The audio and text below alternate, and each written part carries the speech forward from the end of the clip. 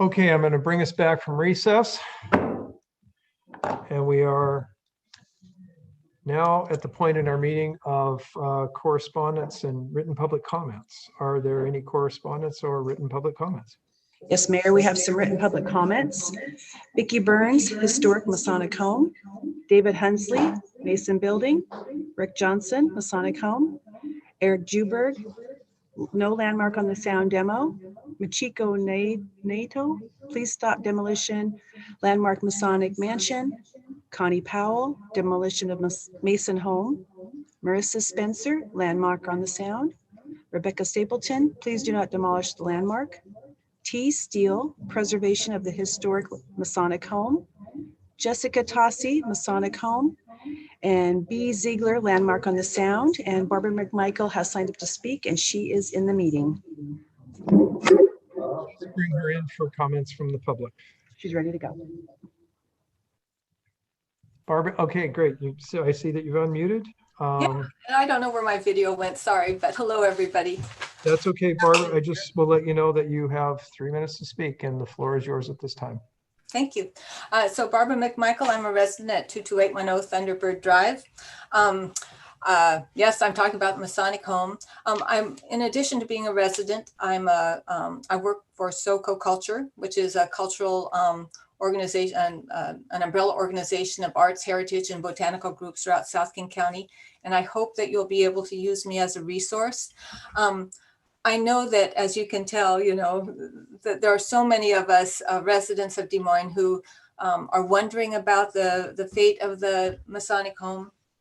Did a little research. I'm excited about the fact that the new owner has done some really creative and interesting historic preservation projects, repurposing them in other areas. And I hope that that's what's going to be the case here. It would be such a good thing if the city council or the city could give us a really good overview of what your efforts have been up to this point. I know Council Member Buxton has mentioned that in some comments she's made via a Facebook page and so on. And I know that the city's been working on this for a long time and I appreciate it. But I just want to make sure that the council knows that there are so many of us who are excited about the possibilities for this property and want to make sure that no stone is left unturned.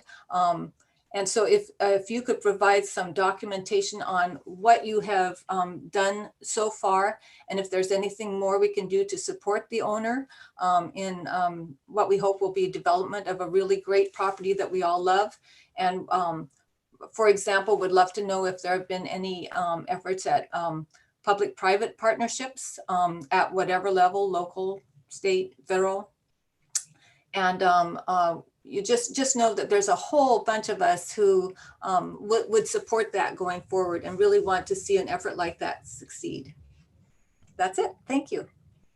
Thank you very much. Okay, at this point, that's the only person that signed up. Okay, so at this point, we're moving forward to the administration report, and I will turn the microphone over to City Manager Michael Mathias. Thank you, Mayor. Yeah, Barbara, you raise a good point, and we're going to have the second part of our admin report is going to be a discussion about our efforts regarding the landmark over time. But to start with, this is something we wanted to do for a long time and finally are able to, at least through the Zoom context. But I'm going to introduce Ali Lakehart, who's the Green Cities project manager for Forterra. And Forterra has been working in conjunction with resources from the Port of Seattle with the cities of Burien, SeaTac, and Des Moines on looking at urban canopy and tree coverage, and interestingly enough, looking at it from a socioeconomic dynamic. So we have the reports. We'd look forward to Ali coming and seeing her in person. But that's not going to happen. She's going to do a summary tonight for you, and then in your boxes, probably after about noon tomorrow, will be the actual report itself for each of the council members, so you can review it as you choose. So with that, I'm going to introduce Ali. We had help from staff Susan, Nicole, others in this process. So with that, Allie Lakehart. Right. Thank you. Good evening, everyone. Yeah, thank you all. So, my name's Allie. I work for an entity called Forterra. And, we are a nonprofit organization, and I will tell you a little bit about a program that, thanks to the Port of Seattle, has been able to be initiated here in Des Moines, and just telling you a little bit about what that means and kind of what our model is. And so, hopefully, I know some of you, actually, I got to meet you at the first Green Des Moines Day. I'm sorry we didn't get to have one this year, but we had a lot of fun. It was incredible to work and plant with all of you, and we have some good work going in Kitty City Park, making some commitments in other places as well. So next slide, please, Bonnie. You can next slide that. That's me. Just to be clear, the Port of Seattle did fund this partnership, and we have these same initiatives that happen, and the same kind of data and everything that's been collected in all three cities. And as we move into 2021, we really are, we have one final year of implementation of creating a robust partnership that's separate in each city. Next slide, please. And this means that Des Moines joins this regional network. I love to always say that what you see in green are cities that have committed to caring for their urban forests, caring for all of the city's trees. But there are 15 cities, including 15 cities and Snohomish County, that are part of this network. In combination, we're caring for 1,300 acres of forest that are found right in cities, like in your favorite park, and we're getting close to 2 million people. And so all the cities you see in green are part of these partnerships. We meet, some of your city staff are attending meetings on a quarterly basis, like hearing about everything that's going on with volunteers, learning about how land is being managed, and hopefully working collaboratively to make sure that we have trees 100 years from now in these places. Next slide. So in case you're kind of like, okay, urban forest, and that's maybe a new concept for some people, just a reminder that if you have a tree in your yard, if you have a tree outside of on your apartment balcony, like all of those trees count. There are trees in schools, there are trees in parks, trees on private land.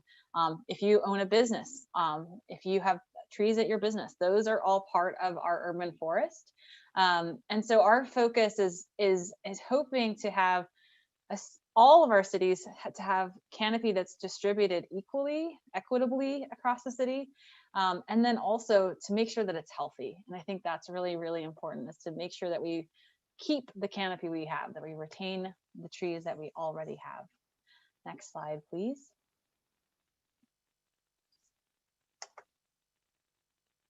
And trees are incredibly important. They can remove particulates, 50 pounds of particulates from the year per tree. This is $260 million of value just in Washington state alone. We know that it can be good for our heart. 20 minutes in nature reduces stress hormones like cortisol. We know that we have cleaner air. So especially in airport cities around SeaTac, we really want to make sure that we talk about the public health benefits of having trees. We know that they're not on here. Stormwater is an incredibly incredibly big benefit of filtering and kind of retaining, slowing down stormwater from trees. We talk a lot about noise reduction and things like that. I know Des Moines is working on climate, right? Like we know that urban heat islands are kind of what happens a lot of times when you don't have trees. And so having equitably dispersed trees in a city is incredibly important for keeping cities cool and just also keeping people happy and healthy. And I know some people on this call who I hope many of you find that space that you go to when you're looking for just some of those mental health benefits of trees, but also think of the cooling and the air quality benefits as well. Next slide, please. this is probably not surprising, but there are many threats to urban forests, including invasive plant species. We can think of, maybe you've dealt with Himalayan blackberry, or in this picture, this is English ivy. Des Moines, like most cities in this area, but especially coastal cities, has a lot of issues with English ivy. We talk about just canopy getting old, and if you've got a blanket of English ivy, it's really hard for little baby trees to come up. So just aging canopy getting old. I think it's important to remind people that we didn't always know how to care for urban forests. We kind of just treated them like giant tracts of forest land for a very long time. And so there, especially here in the States, this practice of urban forestry is pretty new. And so definitely there's been, not as much funding, but there's also just not been as much science. So there have, been changes that are happening to that. And we're really glad to see, federal government stepping up for funding, the state funding these programs in municipalities. Next slide. So kind of to do this work, you always want to do, we have to make a plan first. And so myself and Michael and Susan and many others contributed, including people at the Port of Seattle, contributed to this urban forest enhancement plan that is pretty robust. It's large. You're about to see that when it comes to your inbox. So tonight we're kind of presenting just the kind of some key elements of it. It's a lot of pages. There's a lot of beautiful maps. There's a lot of interesting graphs and data in there. And this is a reference and a guidebook for how to start doing some of this work to keep the trees that the city owns, as well as to, think about how to continue to maybe increase canopy in Des Moines in the future.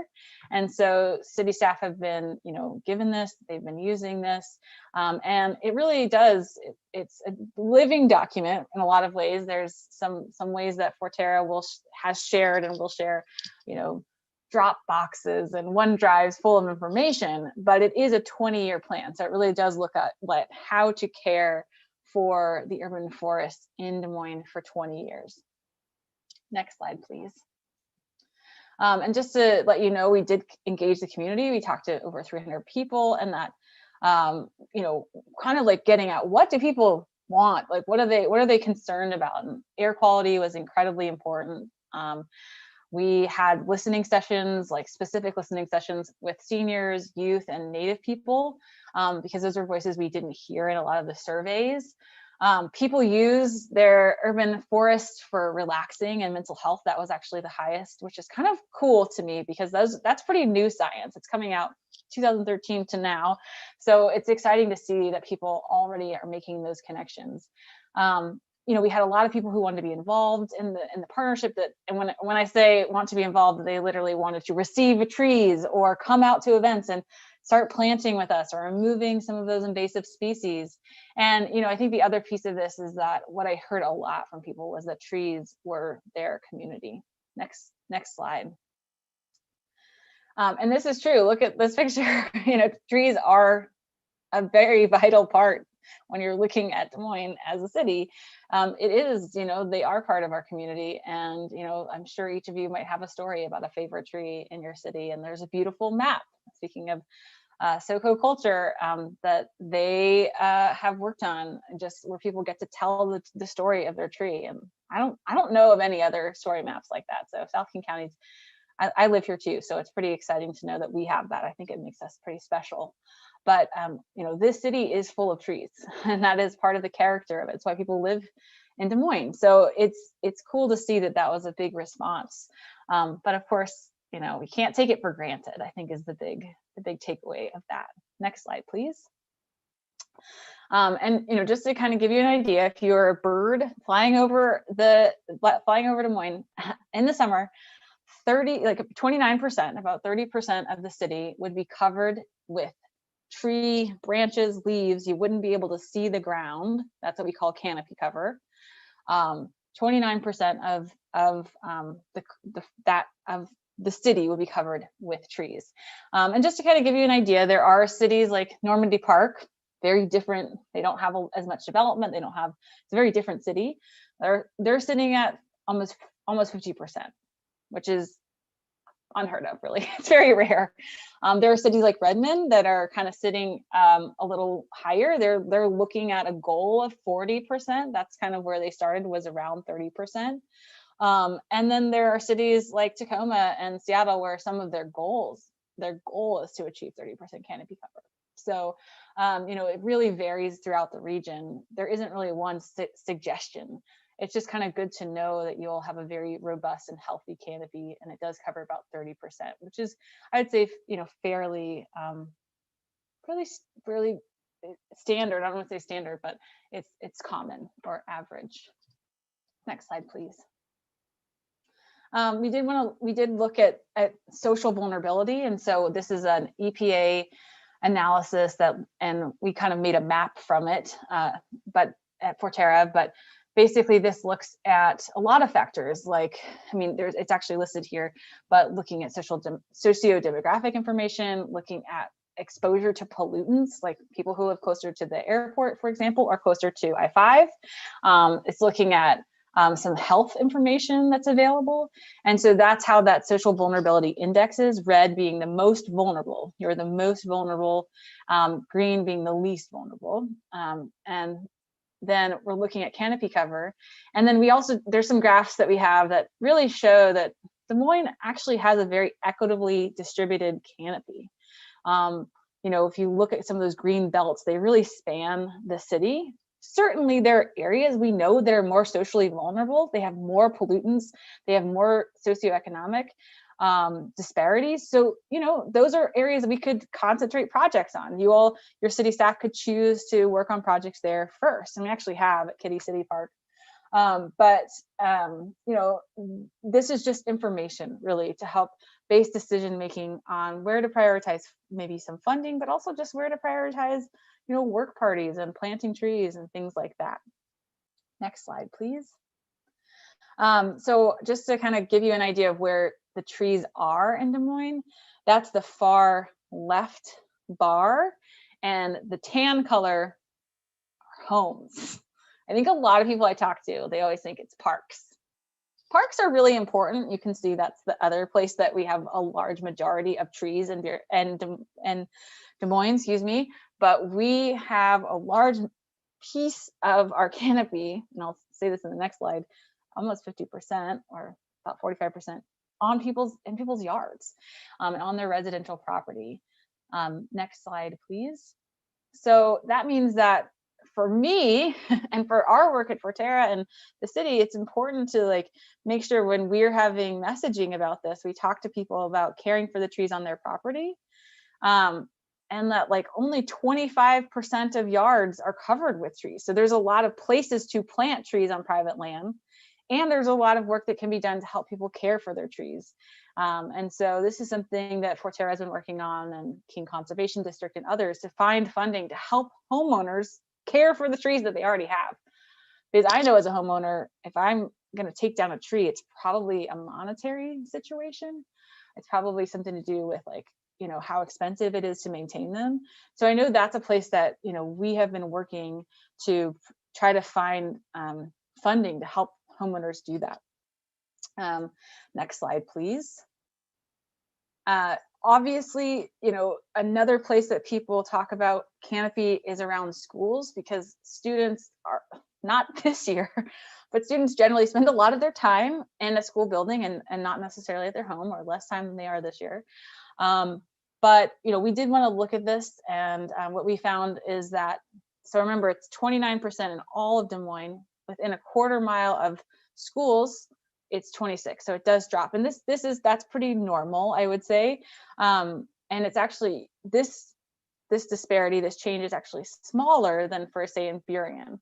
But that said, we actually received grant funding already, and I just had a meeting about it.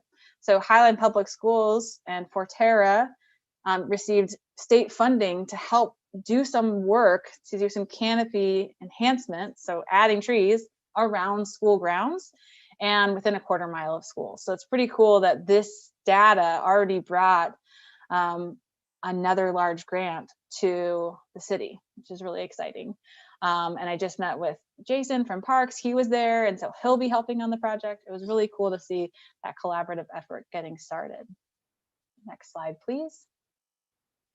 And just our goals are to, care for and enhance the urban forest. There are 328 acres of public forested park land, not just ball fields. Like, this is just forest. There's 326 acres, excuse me, I just read that wrong, in Des Moines, which is a lot. It's pretty awesome to think about that. And so we want to care for that and keep it healthy. And then we also want to ensure that there is stability and sustainability for the program. And, Michael and his staff have already done some of that. You'll have a tree in lieu, like money, and there's some places and ways that you all already were set up for that. And so having some of this information, I think, will really help move some of the projects and programs forward. Next slide, please.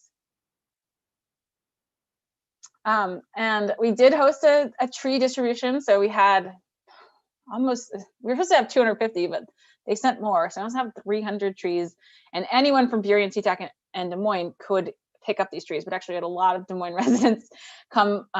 We did a tree distribution that already took place in 2020. We'll have another one in 2021.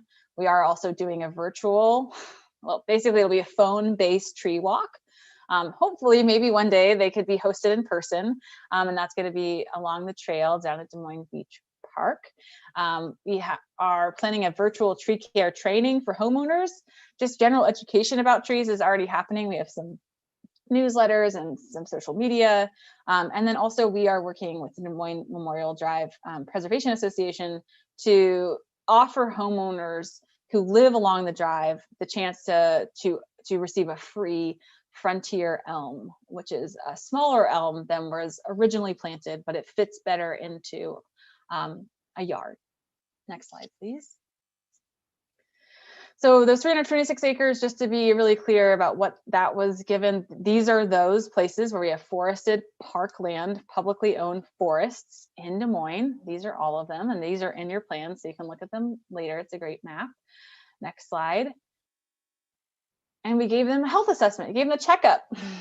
We looked at invasive species. We looked at how diverse the canopy was, how many trees they had, how many shrubs they had, what is their understory, so what are all the little ferns and everything, how are they looking?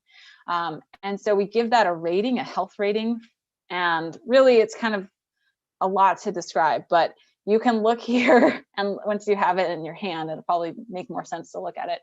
But it just talks about invasive species presence and kind of the diversity of the trees. And so, there are some places in Des Moines that are really to me, it's like 5 and 6. So those orangey colors are some of the best places to start, because they're starting to, and this is in the plan, there's like recommendations for all of the different levels.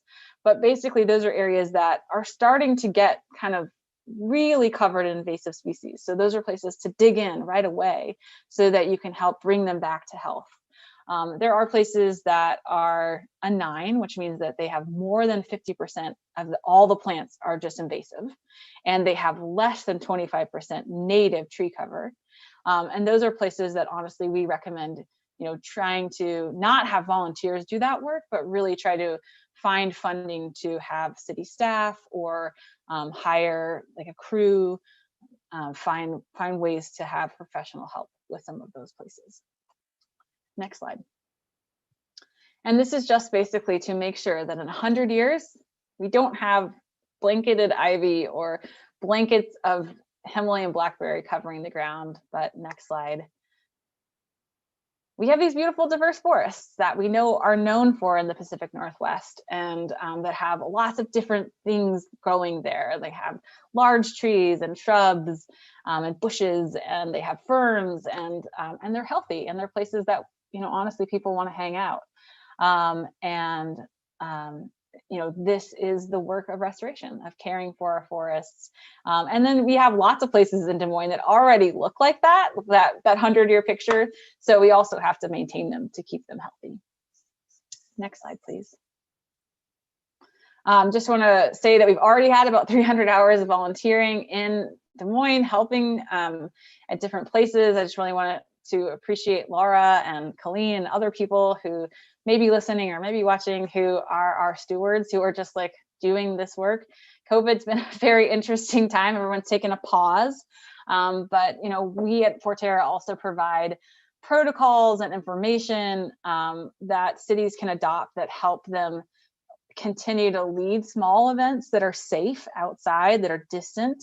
So I'm hoping that in 2021 we can continue to do the good work of volunteering and having people involved, and obviously we'll be getting started on some work with Highline Public Schools as well, and hoping that those students, when we're back in session, can come in and help in their parks as well. Next slide, please. And the big thing is, and some of you came, I know Tracy, and it's just shouting out like some of the people I've met. I want to say, anyone can come, and we, if you want to take pictures, if you want to, whatever it is, we always appreciate people coming out. So hopefully once we can do that, it is a community effort, and this is our community. That's what it is. And so it's always beautiful to see people plant their first tree, or maybe their 500th tree, and just really feel like they can come back to it, and it becomes part of them and their story and their family, and it really helps have ownership of these shared places that we all care for. So next slide.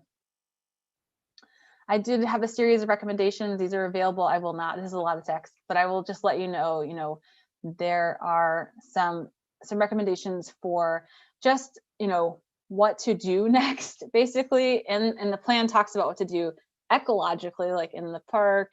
But this is kind of more about,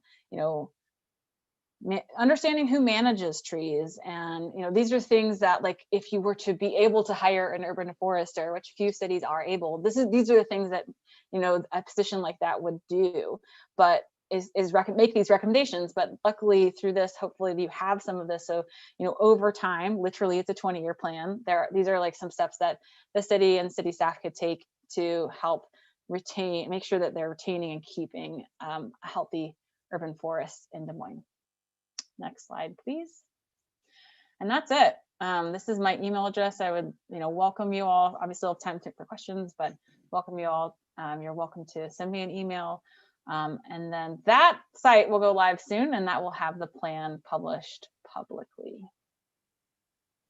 So Ali, I know the mayor will call out questions, but I just want to mention that having an urban canopy plan is one part of an environmental approach to almost everything we're doing. And it involves all the way from working to enhance salmon habitat, the quality of wastewater or stormwater that goes into the sound, working with SR3 on the marine mammal rescue, working on potential green roof buildings in our marina redevelopment, looking at multimodal approaches we've taken with the metro shuttle and others. And so there's a lot of pieces to this. This is a fundamental and a critical piece, and we appreciate all the work, and we appreciate so much our relationship with Forterra that has only been a positive for the city in terms of the Van Gasken property and in terms of developing an urban canopy and having your participation in our community. So I just wanted to say that. Mayor? I believe I saw Deputy Mayor Mahoney's hand, and then I'll go to Councilmember Harris. Deputy Mayor Mahoney. Thank you, Mayor. Thank you, Ali, for the great presentation. Couple quick questions. You mentioned trees and you mentioned the frontier elm, and I'm assuming the Douglas fir. What would be a couple other trees that people might want to purchase that are native to this region and so forth? That's a great question. There are many. There's small like serviceberry, which fits really well into people's home if you have a smaller yard. I always love to tell people Western red cedar is having a tough time with our drought. So if you are willing to water Western red cedar and have it in your yard, they're beautiful trees and they are so incredibly important. really culturally, especially, I didn't grow up here, I will say that, but if you are a person who grew up here, I'm married to someone who grew up, who was born here. And so, it's just like part of their memory of like this place. And it's sad to say that that's a tree that's really having a struggle because they think it's because of water in the summer. So that's always one I like to say. But, a lot of our native trees are, there's so many. I'm like cascara. I can name a lot. But I think I always like try to find, this is what we did with the tree distribution, is try to find like right tree, right place, try to find trees that fit whatever space you have. And, we have so many wonderful native trees. The Washington Native Plant Society has a great website that gives you information. And then there's like great plant picks, PICKS, that will tell you a really, it kind of helps you narrow down like how much space you have and what Washington natives to plant. Great. I was going to ask you where I could find that, and I appreciate that. And the other one was obviously the English ivy, along with the black Himalayan blackberries. Recommendations, obviously, if they're in their yards and so forth, what would you say? And some of them may be on hillsides and things like that. If they remove them, is there appropriate ground covers that might better suit it, or in particular slopes, probably talk to the city? I don't know. Just kind of it's a good question. There are resources for steep slopes. I think that's really important. I know the city has had some instances where removing ivy has been kind of detrimental because it can, you don't want to destabilize the hill. That's absolutely true. I think for me, and if you have a steep slope, the big thing is just making sure that ivy doesn't climb up your tree, because it will kill it. Unfortunately, It will rob it. It will start to weigh it down, but it also it takes all the light. It photosynthesizes, right? So it just takes all the light from a lot of, especially our big leaf maple, like some of our, it sounds weird, but like lighter colored trees that are lighter green. And that dark green ivy takes more of the light, and so it will rob the tree of nutrients. So that's that's a good recommendation. Definitely consulting a professional if you've got a steep slope is probably best, which isn't cheap. So just acknowledging that, but there are places like King Conservation District and others that can help people with that. And then, there's really great videos about ivy burrito rolls of how to remove it from flat ground. And I know that sounds weird, a burrito roll of ivy, but you can look it up. And then also there's great videos on YouTube just about how to remove ivy from a tree and how to do it in the way that doesn't pull off all the bark. Thank you very much. Yeah, thank you. I love to talk about plants. So. Okay, so the next hand I saw was Councilmember Harris and then Councilmember Nutting. Thank you, Mayor, and thank you, Allie. Thank you. So do you, does your organization have any kind of,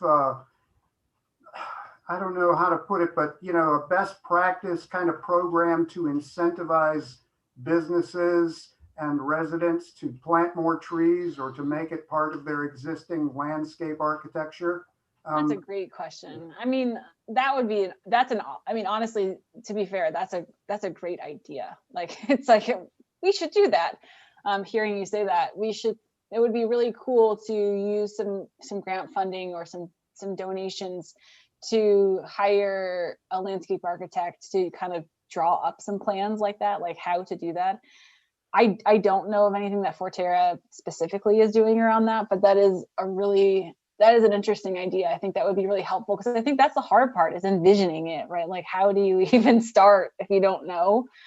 I just don't want to reinvent the wheel if there are 300 other cities of similar size around the nation that are have done something successful. We do grants all the time. We've got EATS and business grants and so on. So, if you think of something, please, if you could let the city know that. Yeah, I think that's a great idea. And we talked a little bit about corporate partnerships, and just I think also just honestly, you all having this plan and saying like, hey, this is something that's important to us. Like, if you're a business here, it's part of our identity. It's part of our culture as a city, I think also goes a long way. But I agree with you. It would be really interesting to see that. I mean, it might exist. You could Google it, but, I don't off the top of my head know of any,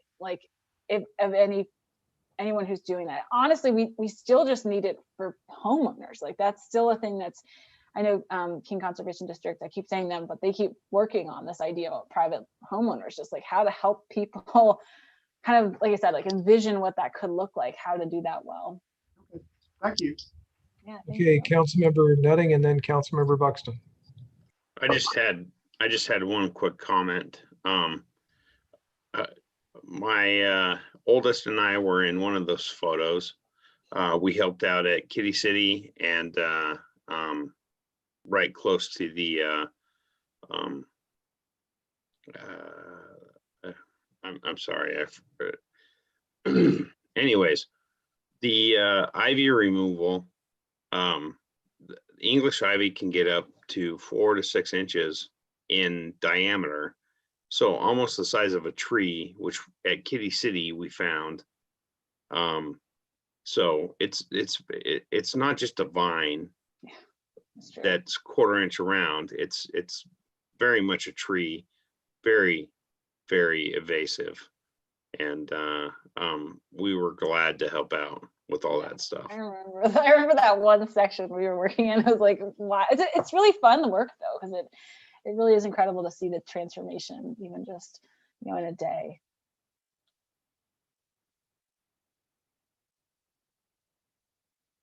Councilmember Buxton. Thank you, Allie. What a great presentation. And this kind of activity thrills me, this partnership that we have. I love the idea of developing and moving forward in our city with an urban canopy. And I'm so thankful for this partnership. So kind of a springboard off Councilmember Mahoney's question, and I don't know if this is for you or our staff.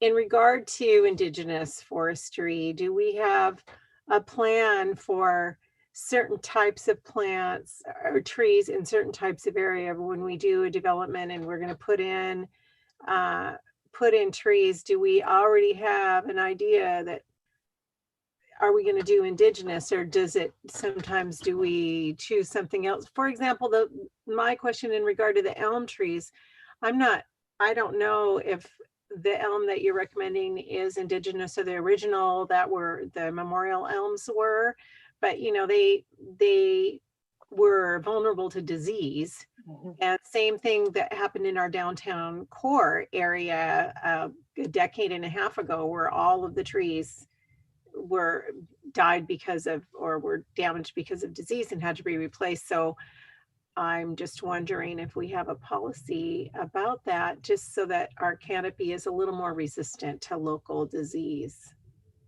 Does anybody know? Do we have a plan about that? So I can jump in there just a little bit. We do have certain requirements for critical areas, and Chapter 16 of the code requires native vegetation in critical areas and critical area buffers. When we review development activity, we review a plan that the developer proposes, but the vegetation needs to be suitable for the location. And often, if it's not going to be irrigated, that might result in native vegetation in that case as well. Great answer. Thank you, Susan. And just to answer your question, Tracy, about, so that's why Dutch elm disease, I think, was a surprise to everyone. Now, especially then, because that was planted, those trees in the original elms were planted so long ago. But I think it's a good reminder, like, to diversify trees means that, if you have 5 species that you plant and one of them gets a disease, you still have 4. So I think that's like something we've learned, honestly. Like, no one, I don't know. That's from what I understand in my forestry textbooks. Like, we just really didn't know back when we would just plant a lot of trees and like of the same type. I think that's something that a lot of municipalities are learning. And as far as the frontier elms are resistant, but they are not native. They are definitely made in the lab. That is how you get disease resistant elms. But because of their historical value, that's why those would be planted. Okay. Well, Allie, that was a fabulous presentation. I'm sorry, did we see another hand? Oh, I'm sorry, Dan Brewer. So I just wanted to mention, I think Allie had mentioned in her presentation about the tree in lieu fee or the tree mitigation fee. And this is something that City Manager Matthias helped us develop a couple of years ago as we began to work with Sound Transit and other agencies for mitigating tree removal. And so that's something that Laura Tachico and myself and some of the other staff have been working really closely on the Sound Transit project. And they have a significant number of trees that they're required because of the ordinance that Michael brought forward to replant or pay for. And so it's in the neighborhood of 1,000 trees that they have to replant in the Pacific Ridge neighborhood. And if you remember the graphic that Ali showed, that was one of the areas that where canopy cover is low and the social vulnerability is high. So that's just one example of how we're already putting into practice some of the things that are identified in this study. So more to come on that. Dan, thanks for mentioning that. That's an excellent point. And Ali, I just wanted to say, I think the presentation was very helpful. I think all council members have expressed concern for and see the value in having a healthy tree canopy. So anything that we can do to educate our community about the right plants and whether or not we need a landscape architect to take on individual jobs, or you just take an average home of a certain size that might be able to, I think what's important for people to understand is if you plant, for example, those beautiful Western red cedars, it's going to need a certain diameter around it as it gets bigger. One of the homes I grew up in had a blue spruce out in front, and it got quite large. But it was a beautiful tree. As long as, and then one day, I shouldn't say one day, one year it just turned brown. So it's a matter of finding something else to put in its place. And that, I think, is the other thing that we can encourage people to do, is if you lose one, let's have another one right behind it. So. Yes. And you hopefully, just know we will be popularizing and encouraging people to come and receive a free tree for their home. So hopefully we can aid in that. When those events come up, please make sure our city clerk is aware of that, so we can make sure that that's in the city currents and well advertised ahead of time. Sounds wonderful. Thank you. Okay, and then Michael, I think you still have a portion of your report to keep going. I do. Thank you, Ali. So what I wanted to do for the benefit of the council, especially, and our community, was walk through the involvement the city has had in terms of the Masons deciding that they were going to dispose of the asset of the landmark. And so I just am going to give sort of a brief chronological history of this and point out the efforts the city made, and then in conclusion, talk about where we are at the moment. So the landmark was built in 1926, and in the early 2000s, the Masons, I think, were interested in some form of renovation of the building and the grounds, whatever, the whole thing. And it's an extraordinary building architecturally. The flower bowl in the front, the views from that piece of land are just extraordinary, and I think we all can agree on that. But they didn't go forward with renovation, and eventually I think the decision was made to dispose of the landmark, to sell it. So as that process started, we met multiple times with the Masons, who were extremely cooperative in trying to address the concerns of the city. And we'll walk through the various contracts, but what we communicated with the Masons was that in terms of the city's goals, first, it would be that the building is retained. Second, it would be that at the least a portion of the facade, maybe that center section, would be retained and utilized in whatever came next. Or third, and this was the least desirable, there would be a reuse of materials potentially on the site or somewhere that gave recognition to that building in perpetuity. So what happened was when I first started here, the first phone call I got was somebody calling to ask me if it was true that there was going to be an MGM type of casino sign that would go up 300 feet and advertise the casino that was coming to the landmark. Okay, so what the developer at that point had proposed was a card room. And the idea was for this to be some form of Asian tourism center. And they went forward and came up with relatively well-developed plans. I know one of the local engineering firms that helped them.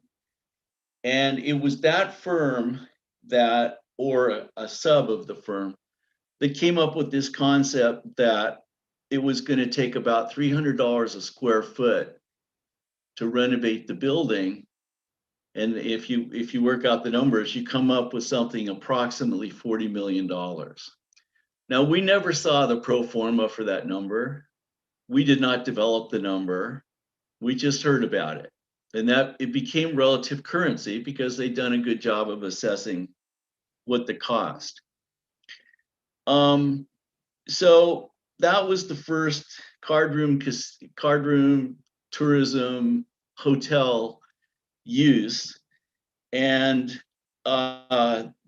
that developer was unable to proceed for various reasons. And so the landmark went back on the market. And the second contract was, so all of these are that the contracts basically allow the developer to reserve for a period of time the option to buy the property. And they engage in what's called due diligence, and that's how they engaged the city. And we were trying to help them with, this is, yes, this is private property, but it's historical in nature and of great value to the city. And the Masons were extremely respectful of that, but they were having trouble finding buyers that could afford that type of renovation. So the next developer was a fellow named George Heidgerken, and he had a partner, a gentleman from the Bay Area, Eric Brandenburg, and they took control of the landmark in terms of a contract with the Masons. And I remember one evening, I think Anthony Hempstead and Mayor Pina and myself went and had dinner with them at the 4 Points and just talked about the future of the building in Des Moines and all of that. And they were extremely excited about the possibility of saving the building. And then they started looking at ways that there could be residential development on the rest of the site that could help pay for the renovation of the buildings. But unfortunately, with great misfortune, because Eric was just a phenomenally good guy, he passed away. And so the energy went out of kind of that approach. But the idea that the back portion of the landmark, and even on the shoulders there next to the building, we've been in touch with, a number of national real estate developers, residential developers. And the idea was to break those apart, do like lot line adjustments or whatever. And then the money that was derived from that could be used for the building. So that was a concept that came out of that particular contract. Then what happened was I was on a tour with a Chinese developer from Taiwan. And that the morning he was here, he had bought land in Newcastle. And he offered, I think, $6 million straight up for the landmark. And I remember walking the entire building with him, and that was not meeting what the needs of the Masons were. So that went by the wayside. Then we had a gentleman who'd been involved in redeveloping the Rainier Brewery. And he was another great guy with, who'd been a software engineer and had been successful in utilizing the Rainier Brewery renewal, not for residential, but for work loft facilities. And his father was one of the facility supervisors of the landmark, and he remembers as a kid coming down here and spending summers. And so he had a legacy attachment to it and a commitment that this would be done right. In the end, the cost of the building deterred him from proceeding. And we learned some things from that process, because the way the plumbing's set up in the landmark, there's plumbing in each wing, but not in each room. So if you want to have a residential development on the site, hotel, whatever, now you've got to address plumbing in every room, which is incredibly expensive. And the other thing was that it was built in 1926, and it's extremely strong building. So there's some structural improvements that have to be made. There's earthquake standards. And eventually what people started talking about was the idea that a new building could be placed behind the landmark and they would be attached, and the new one could shore up the old one. And I'm gonna, do building official talk right now, but you can't hold me accountable for this because I'll probably get it wrong. Maybe Dan can correct it. But the idea is that if you attach a new building that's up to code and up to standard, the old building can be used to make sure there's safe access and ingress and egress out of the building, but you don't have to redo the entire building because you've got something else behind it that meets code. And so there were discussions that people had with that. I remember sitting in many, many pre-application meetings with our building officials, Susan, Dan, and others, all the disciplines. And they went through and tried to find creative solutions to help with this, because there was still no way around the $40 million price tag. Eventually, and unfortunately, that contract fell through. The next thing was that we had a developer who was more of a cookie cutter residential type that just wanted to fill the entire site with multifamily residential. And so they had a contract for a period of time. Now, while all these contracts are running, the Masons are paying about $30,000 a month for landscaping and security. And they had on-site security and they fenced at least the building. And so this is just money out of pocket as you're going forward, trying to find a resolution. So at any rate, we were involved in all of those contracts, had multiple discussions with the Masons who were trying to find a way to save the building in the sale. And at one point, they were kind enough to invite me down to DuPont. I looked at a number of documents associated with the infrastructure and the engineering structure and all of that. I didn't take any photos, I didn't take any documents, but I just kind of saw what the dynamic was that we were talking about to understand it better. So they were very forthcoming with information. Eventually, they're still holding the property. And what they did was the asking price had escalated. So it was, expensive. And they reduced that about 30% in order to cover some of the cost of renovation of the building or demolition or whatever. And they finally came to the point where they sold the building with a demo permit in place that they had applied for. And as the building changed hands to Zenith Properties, Zenith then took over the demo permit, signed it themselves, and submitted it. And we're right now at the point where we're going through the review and they're on the hook for providing more information. We had discussions with multiple groups earlier on about, are there public-private partnerships? Are there ways to get, pool money to take control of the building and figure out what to do with it? COVID happened. Unfortunately, the building was bought in about the summer of 2019. So just as kind of things are gearing up a little, we ran into COVID, which really constrained our ability to communicate with potential partners. At any rate, so I'm sorry. the gentleman who bought the building, Michael Corliss, is the owner. His company called Tarragon had developed Kent Station. They'd done a small mixed-use development in Sammamish called Saffron. He's done a lot of warehouse and industrial property through Invesco down in Sumner. And we've met with him multiple times. It's not clear yet. They've not revealed to us their intention for any of this relative to development on the site. So I guess the point to make, and I just wanted to go into that so the council understands, over the last 5.5 years, we've done everything I think as a municipality we can except buy it ourselves. And now what happens, because this is no longer a contract to purchase, but it's actually been purchased, we have a legal responsibility to fulfill the regulatory side of our responsibilities.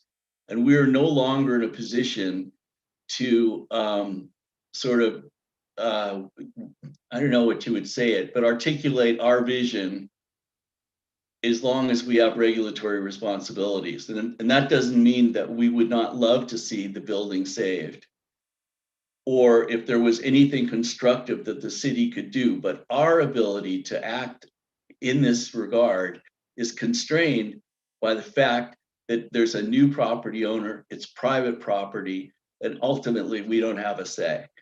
And I think all of us feel badly because we don't know what's going to happen. But I can only commend the Masons for trying as hard as they could for as long as they could to retain that building. So, council, I just wanted to share that with all of you. If there are any questions or.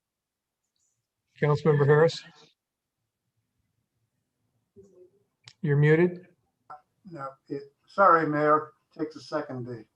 So thank you, Mayor. I have a couple of questions. At one point, Mr. Mathias, wasn't it zoned RM 900 and then got switched back to institutional? Can you explain when that happened or why? Or yeah, I think I'll let Susan answer most of that. But just to tell you, the underlying, I think, in the comp plan was always institutional. Okay, so it would have had to have been rezoned for that cookie cutter developer you mentioned.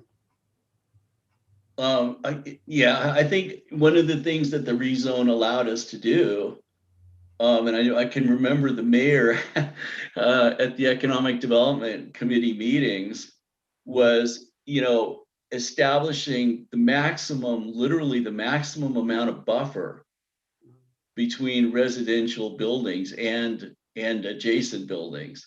And we were concerned about saving the tree buffer. Sure. So it was, I believe, RM 900, and then that changed to institutional campus. Okay. In discussions at that time, Mr. Harris, we had with the Masons, with Wesley, with Judson, with Highline College, as to what that zone in the city should look like. So I'm just trying to find out, was it changed to IC in order to move forward with the sale with Mr. Corliss, or was it like after it fell through with the? No, that was much earlier. Okay, then my next question is, so, I'm new to this. Why wasn't there a contract process with Mr. Corliss as there was with the other, the other potential buyers where you talk through all of the different development costs and so forth? I mean, you know what? So the answer to that, what I've passed on to you is not information in writing. Mm-hmm. This is kind of the anecdotal chronology of our involvement. Mm-hmm. And I don't know what the specific arrangements with Zenith and the Masons were. Okay. I'm just because you've described that the city, had a lot of involvement with these other prior,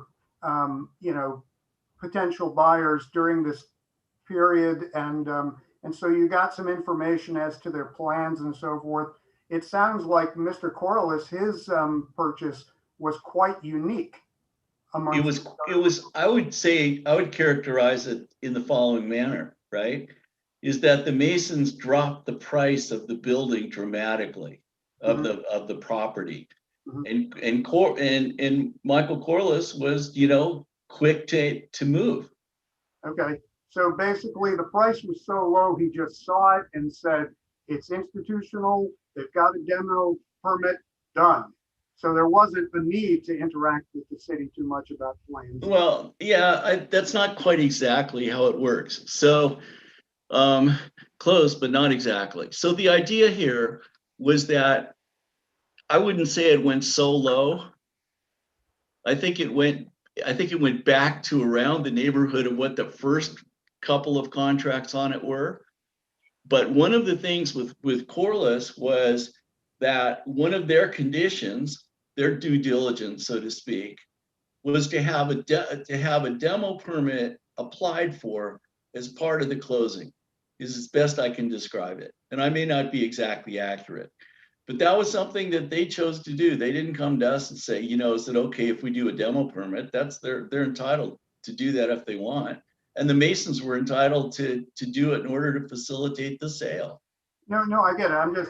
And this is my final point, is just that there wasn't a need for him to interact with the city because, the intent was clearly, okay, we're going to down the building and then, build something appropriate to the zoning. Well, I think what I would tell you is, no, that's true. It's private property. That was a transaction done privately. But I've sat in meetings with Susan and Mr. Corliss and his representatives, and I don't think I've ever heard definitively that they intend to take the building down.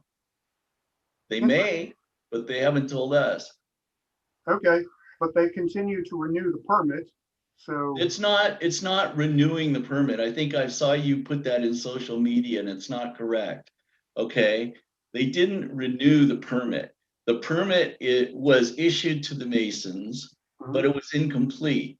It was then transferred to Corliss and it remains incomplete as we await information from them. So there's been no renewal. There's been a process to get to a completed application. Susan, is that fair? Yeah, I just wanted to add a little bit to that. So we have never issued a permit, just to be clear on the terminology. They have an application in, and that application is in process, and we have requested additional information, which we are awaiting. How many times can they renew it? Yeah, doesn't it have like a 180-day cycle? I mean, can they renew their application ad infinitum? At this point, there's no need to renew it. It's still an active application, and we've requested that information. And once it comes back in, we will continue processing it on our permit processing timeline. Right, and I just want to add one thing that I wanted to say in my presentation.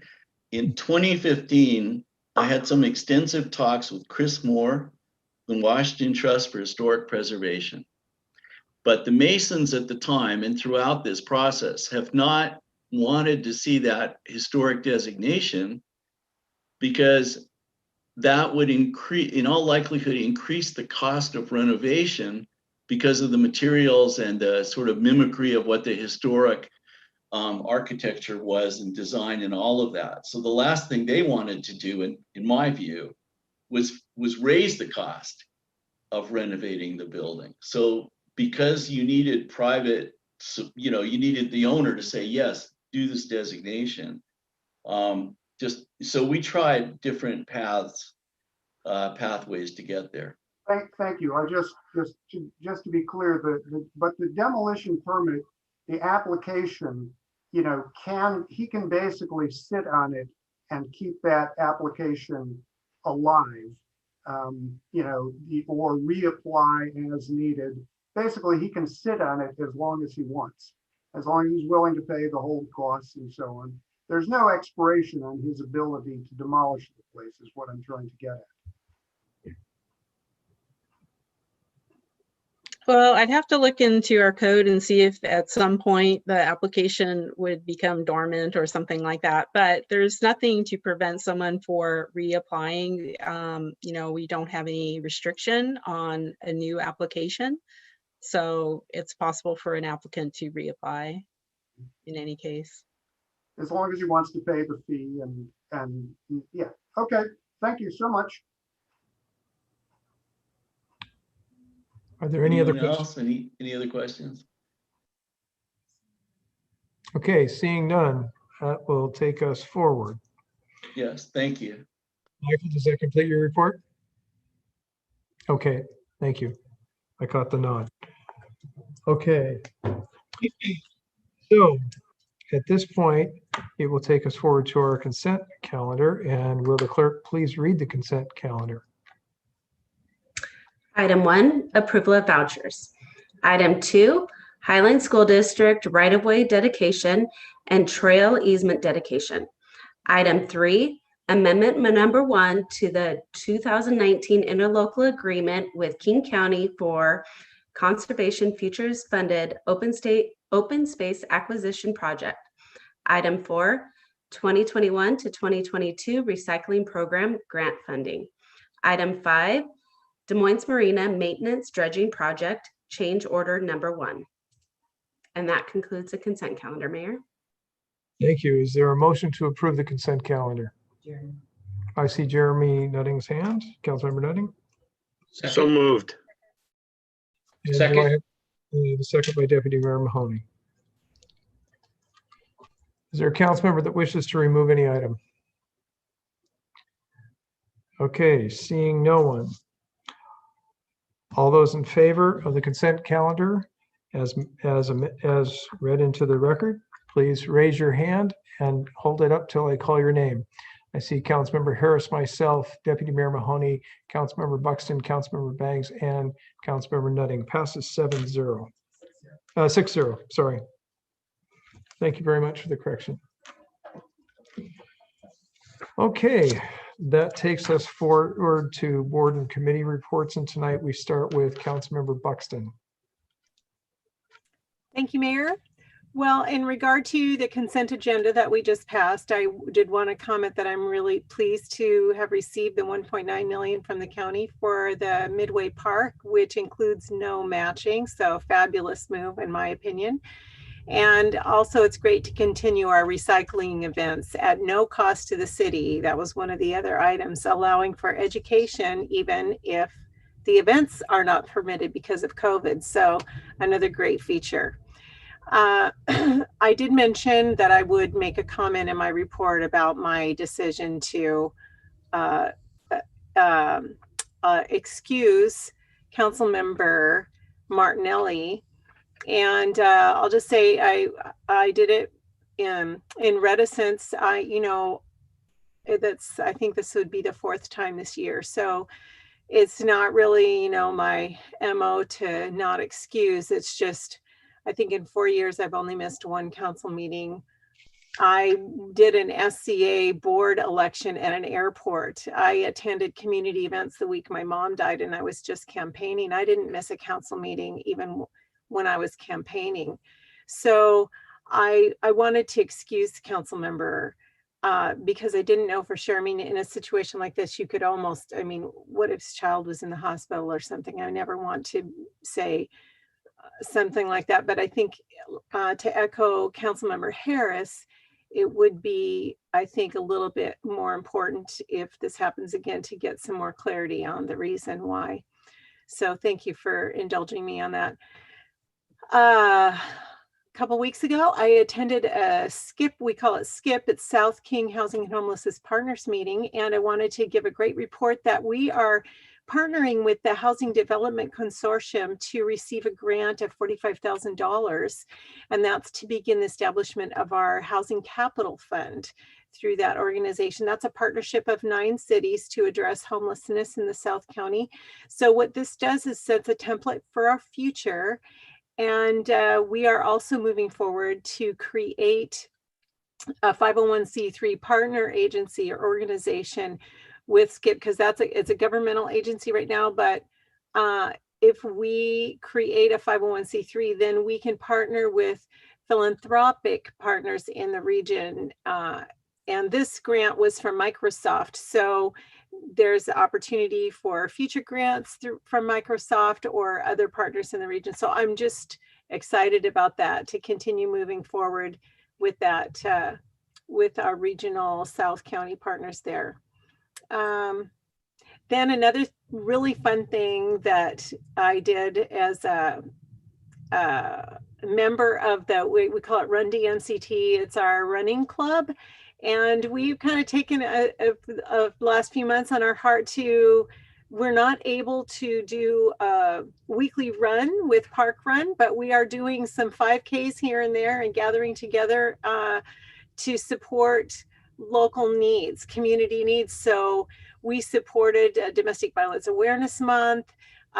In November, we collected food for the food bank, and just recently we did a little gathering down at Harper Studios and collected toys for the Harborview Trauma Center, for kids in the Harborview Trauma Center. And these are just really great, fun community events. It's not, it's kind of it's not a formal event. It's just a group of friends in the running club getting together to do it. But I'm enjoying that. And I want to give a shout out to my friend Anita Barr, who did the food bank gathering, and the Harper Studios that hosted the collection of toys for Harborview. So shout out to Earl and Doreen. So great, thanks. That's all I have. Thank you. Next is Councilmember Bangs. Thank you, Mayor. There was the Police Department Advisory Committee, which I'm going to leave to Deputy Mayor Mahoney to report on. I was not able to make that earlier this week. We did attend the Public Safety Emergency Management meeting this evening. Went over the work plan for 2021, and the chief gave a overview of significant actions that were reduced due to COVID, and I'll take a moment to go over what those were. The department temporarily redeployed officers assigned to the Proactive Special Investigation and Street Crimes Division. So things like unable to conduct Hotel John stings, Metro bus line operations, and proactive drug stings. And this is all because of COVID and making sure our staff and others as well stay safe. Temporarily eliminated community outreach programs, which we're all so fond of, coffee with a cop and community meetings, but of course we can't at this particular point in time. And then significantly reduced all in-office services, which included concealed weapons renewals and fingerprinting services. So those were a few of the things that were on the I'm not going to call them cutting blocks. They're eventually going to come back, but at this point in time, the responsible thing to do was to eliminate those and reduce them. So as I said before, I will leave the advisory committee to Deputy Mayor Mahoney. If I can indulge the mayor, if you would allow me permission to read a statement to round out my last few minutes, I would appreciate it. That concluded my reports, however. Well, this is your time, Councilmember Bay. Thank you. So what I want to do is take a few minutes of my time to comment on the events that took place yesterday at our Capitol. Now, we all know that those events were horrendous acts of terrorism and insurrection. It's an embarrassment to our country, democracy, and the rule of law. There's much to be investigated, and our hope is that prosecution will happen this time. So I'd like to read quickly some thoughts that others have provided, and I couldn't have said better. Civil rights attorneys and activists have said, and I agree, they believe if Black protesters had stormed the US Capitol, the consequences would have been immediate and probably deadly.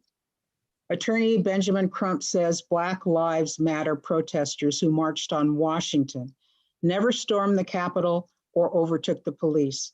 they would have been tear gassed, pepper sprayed, arrested, and charged with felonies or treason, or even shot. The contrast in law enforcement response was an example, again, of our two systems of justice. I say this, and we know it's true. We've seen this demonstrated numerous times where Black Lives Matter protests have been met with undue military-like police. And I'm going to say those were protests. This was a seditious act that we witnessed yesterday.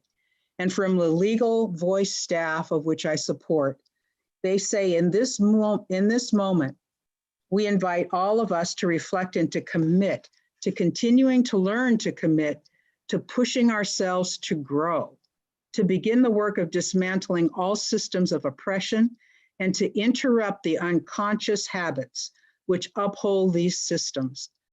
We and I invite you to be or to continue to be or learn about anti-racism and get on that journey. And I say right now, enough is enough. In our community here, we are extremely lucky. We are extremely lucky in this community. If you look around this country and around this world now, it is in chaos. And we as the people, we are able to make this change if we get active and if we stay involved. With the okay of the mayor, I'm going to provide the city clerk with the University of Washington website that provides a list of resources that we can all commit to fight racism and just choose one to do that. I'm disturbed, as many others are. I'm distressed.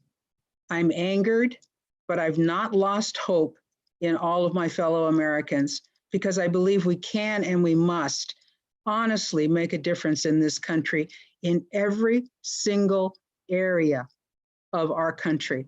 Just because we're in Des Moines, it does not mean we can sit on our asses and do nothing. So thank you, Mayor, for indulging me. Thank you, and provide whatever information you'd like to the city clerk, and she'll distribute it to the council. Thank you. That takes us to Councilmember Nutting. Thank you, Mayor. The only thing I have is it kind of piggybacks on Councilmember Banks's comments. National Law Enforcement Day is Saturday, January 9th. And as Councilmember Banks said, we're lucky in this community to have a force that is as good as ours. And they wear our badge, they wear our shield, and they take care of the community. So on the 9th, please remember our forces, and thank you very much. Thank you. It takes you to Councilmember Harris. Thank you, Mayor. And thanks again to Ali Lakehart. There was this one stat that says that 1% increase in green space equals a 4% reduction in anxiety and mood treatments.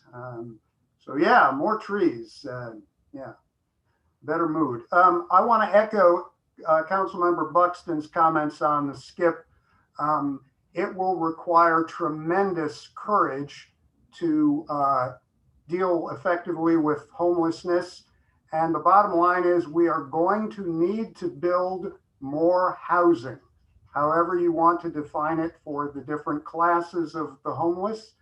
And yeah, it's going to take guts. We're starting to build funding, but yeah, I fully support what they are trying to do. And Councilmember Buxton.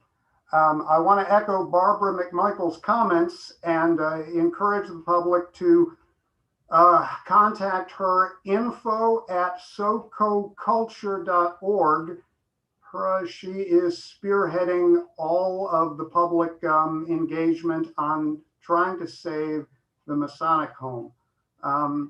I wish that the executive session we had, which was pretty lengthy, had not had to be an executive session because there was just a great deal of information as to what the appropriate role of the city is and what the council can and cannot and should not do, and how this is going to require the public, okay, if anything is to be done. And I didn't, a lot of times people will message me and say, what's going on in executive session? And, who shot JFK and some super secret thing.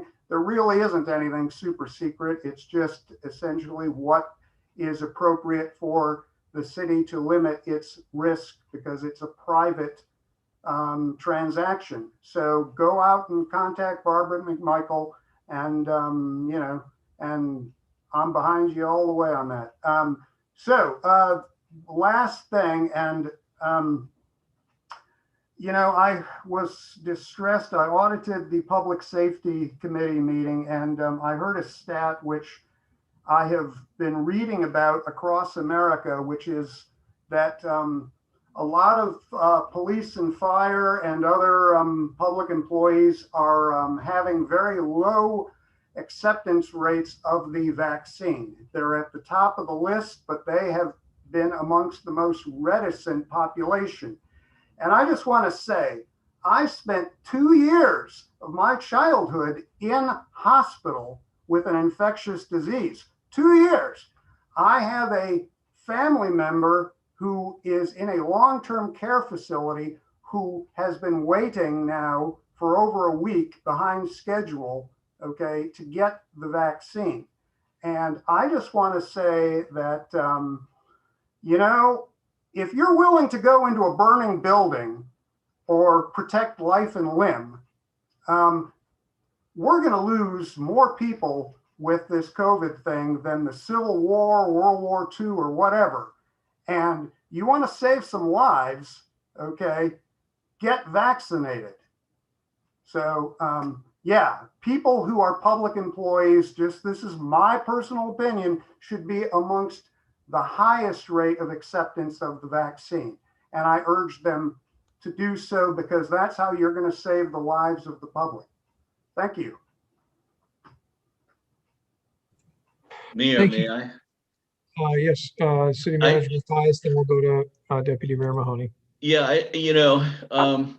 just for clarity, I think what the chief specifically stated, and Councilmember Banks and Deputy Mayor Mahoney, you can correct me if I'm wrong, but my understanding of what he said relative to our police force and the vaccine was that it tended to be generalized, not only in Des Moines, but in other communities around the country, that typically the younger officers are not as interested in being vaccinated as the older officers, all of whom would like to get vaccinated.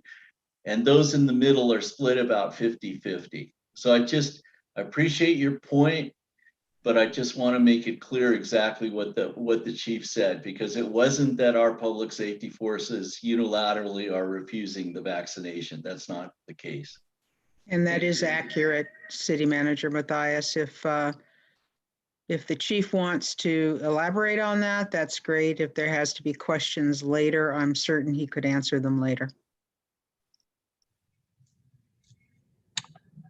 Okay, thank you for that clarification. Deputy Mayor Mahoney. Thank you. The chief just came on. I'm not sure if he wants to say anything before I start. I'll be I'm not.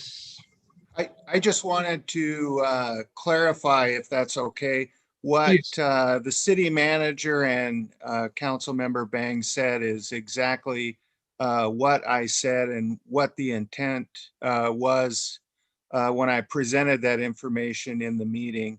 I will say, while protecting the identities of our staff, that at least 8 of our staff were able to go down and get shots today, get their vaccinations. And I am proud to say that the Des Moines Police Department is one of the first police departments in South King County to receive this COVID vaccination. So I'm very proud of our employees and our department, and we do take this very seriously. So thank you. Thank you. Deputy Mayor Mahoney? Thank you, Mayor. Real quick, I did attend the Police Advisory Board. For those that don't know, it's a group of citizens that speak about their concerns and needs and so forth with the chief, as well as Commander Gradden and a few other officers at occasion. It's informative and educational. This one was more of a kickoff. It was free form in the fact that Chief Thomas wanted to hear what their concerns were, and they ranged from everything from homelessness to street racers, to crime, property crime. The list went on. Drones, body cams. It was just kind of a free form. It was very informative, and what it did was set the stage for future meetings where they'll be handling different subjects. I spoke a little bit with some of our leadership, and I had a question I was going to ask during this time. And it basically, I'll do it, and it's for pretty much City Manager Matthias, Dan Brewer, and Brandon Carver. So lately we've had a bunch of rain. I think in 48 hours we had like almost 3 inches just this past weekend. And I had lots of residents contact me, and I'm sure other council members did too. So I got a couple of statements and questions, and you guys can answer them all at once. So the first is about stormwater drains. The question would be, what is the city doing to prevent overflow and blockages, et cetera? And what can residents do when they see a blocked storm drain or something like that? Especially during these atmospheric rivers we're getting at least more frequently than we ever used to. And the second concern was the Midway sewer overflow that fell into McSorley Creek and has closed the Saltwater State Park. I don't know what actions the city have taken. I understand they're their own entity, their own district, and if you knew any of updates that might have occurred where they're looking at a long-term solution to solve this problem.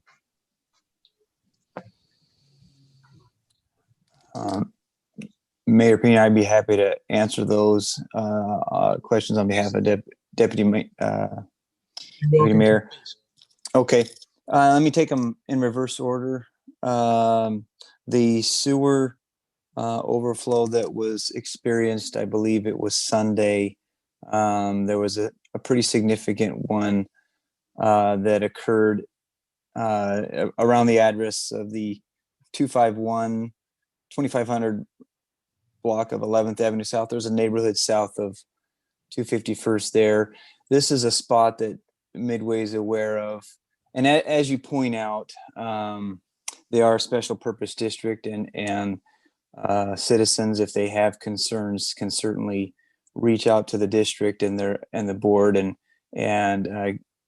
have their questions answered. But to kind of provide a high level summary, we've been in contact with the district. We do get notified through the Department of Ecology when spills occur, and they are the enforcement agency to make sure that spills get reported and cleaned up. Midway has done that. And as you mentioned, when there is heavy rainfall, in theory, storm pipes are watertight, but there are what we call illicit connections where homeowners, private property, have made connections into the sewer system, i.e. sump pumps for crawl spaces or basements, because the flow during these events in the sewer system actually increases, and that's measurable. And so you have that, and coupled with groundwater that gets into the system, not necessarily the stormwater system that we maintain. And so they have a couple of known spots, and that particular spot has had problems, about four overflows in the past 5 years, to be truthful. And they have address that and are currently addressing that. If you were to go to that area right now, there's a construction project underway where they are replacing the main. And then they plan to sort of a phased project, replace the pump that feeds this whole system, and it takes it out the saltwater Massey Creek Sound there along that ravine. So the good news is they are addressing it. They are being responsive. This project, I don't know the amount of the current project. I know the pump station replacement and upgrades and other work is another $6 million. So they are putting district and ratepayer money back into the system to try to address these spots. I'll leave it there unless there's some further questions, but they've been responsive. We're working with them. Related to the stormwater, and we got some pretty good rain over the weekend, and the request from citizens, I would welcome that. The city has about 200 miles of conveyance that we're responsible to maintain, whether that be in pipe or open ditch, and we can't be everywhere. And so if citizens recognize or notice a clog or an area, please notify us via the website, social media, or there's phone numbers in the city currents, and we appreciate that and want to try to address those. I think there was some minor ditch flooding up near the Masonic home on 240th, and those are the kind of spots that would be helpful to get assistance from the public, at least a notification, and so we can address those as quick as possible. We did experience also a significant flooding down there at Redondo Way, just I'd say just that's east of the Soundview Drive intersection. There's a natural creek that is about 1,500 feet long that comes from the east there, and honestly, it has a elevation delta of about 250 feet. So there's a lot of water that moves at a pretty high velocity when we get a rainfall. And to keep it kind of short, there's some challenges with capturing that water and putting it into the pipe system that's underneath Redondo Way. And so that intersection where the natural creek hits the city's culvert system and structure system has some challenges when debris gets moved down that creek at high velocity. And so we intend to make some improvements there and work on that.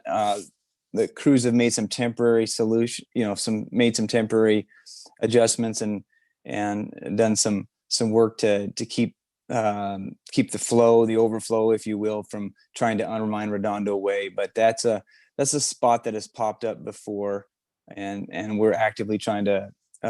We need to make some capital investments to improve that catchment system. So happy to answer any other specific questions, but that's sort of a summary of those.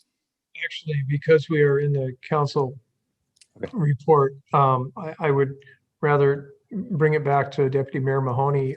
This is the type of thing that could come up in a number of our committees, and or if City Manager Mathias felt it was appropriate, maybe a presentation at a future council meeting. I will say that there were a lot of people that were interested in this issue.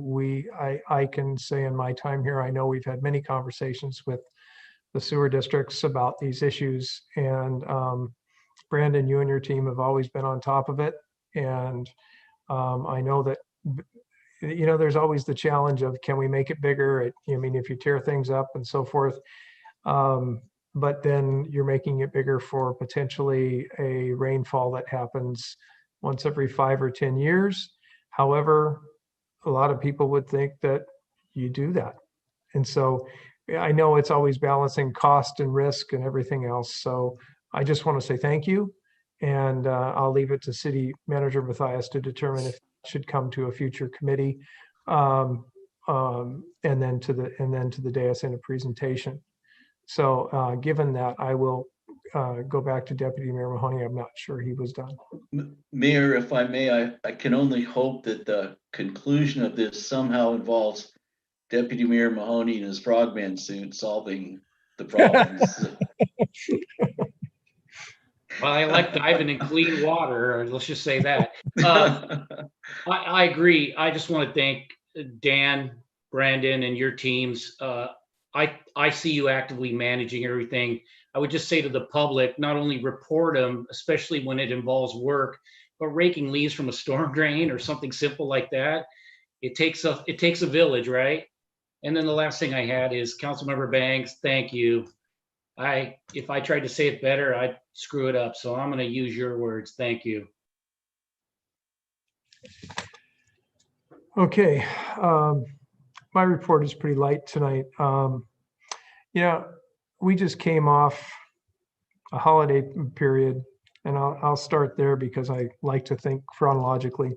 One of the last things I said when we wrapped up last year is that everybody could put up lights, and that's your gift to the community, and or some kind of thing where people could drive around. I don't know if I had anything to do with it or if the council had anything to do with it. I'm not saying anything like that. But what I will say is I sure noticed a lot of light displays. I sure noticed, and I did drive around. There were some cases where I saw entire streets lit up, where I'm sure the street got together and said, hey, let's do this. And what I can say is I did that with members of my family, so our bubble was able to move, and it was a gift. And so I just want to say thank you. The other thing I want to say is that we did come through a holiday period, and our last meeting was in an earlier point in December. And during that period, I know a lot happened in this city. And what I can also say is that we have a 7x24, 365-day-a-year operation with our law enforcement agency. And they were out there working on behalf of this community during very difficult times during the holidays. And they were there for us. And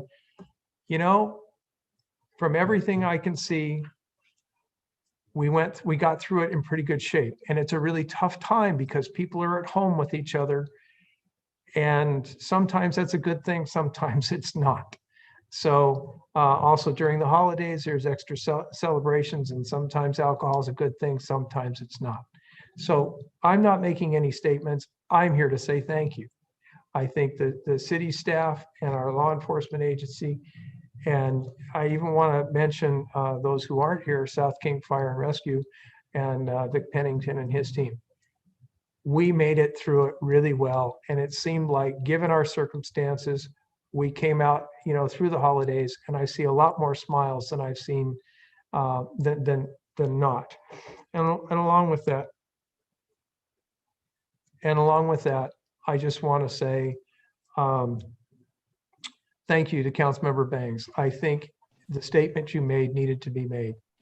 And to echo some of my other colleagues, I don't think anyone could have said it better. So thank you. Thank you, Mayor. And with that, ladies and gentlemen, we are at 8 o'clock. This takes us to the end of our meeting. The fact is, because we are at 8 o'clock, we do not have to have a motion to adjourn. This is the time we are set up for. So our next meeting is January 21st, 2021, and we will see you all there. We are adjourned.